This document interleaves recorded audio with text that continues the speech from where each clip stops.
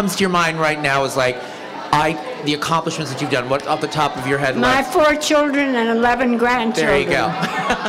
but in daytime, in soap operas. I think the social issues we've done.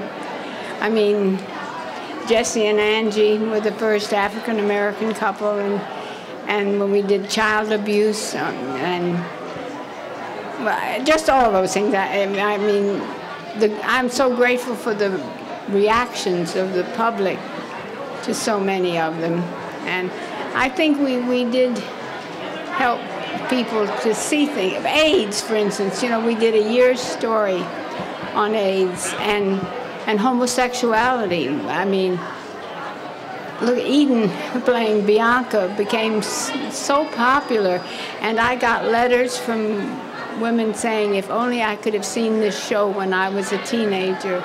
So that's very gratifying, you know. Hello, Ms. Nixon. I'm Damon Jacobs with Roger Newcomb from We Love Soaps. First of all, I just want to thank you so much for your work. Your storytelling has helped generations of people ascend. Your social issues, the emotional stories you have told, have reached people in a way that no other art form has.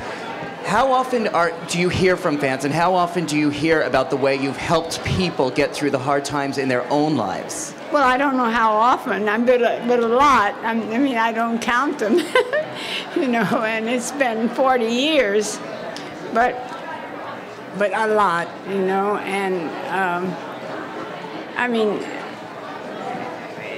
I look back and it's hard to recount some of the things, but you know, something I wanted to say just before is that besides the social issues, I think we introduced humor to daytime, and in a world without laughter, I do not care to live. You know, no matter how bad things get, we can always have a smile. Did I answer your question? Yes, you have done so much to help us and to help me personally. I want to thank you for that. Congratulations, Agnes. They left out your tribute that you created, Loving, with Douglas Marland as well. Yes. What would Erna Phillips think of the genre today, or even Doug Marland, just, you know, well, with the Doug new reality? would love it. Erna, you know, Erna gave me my first job.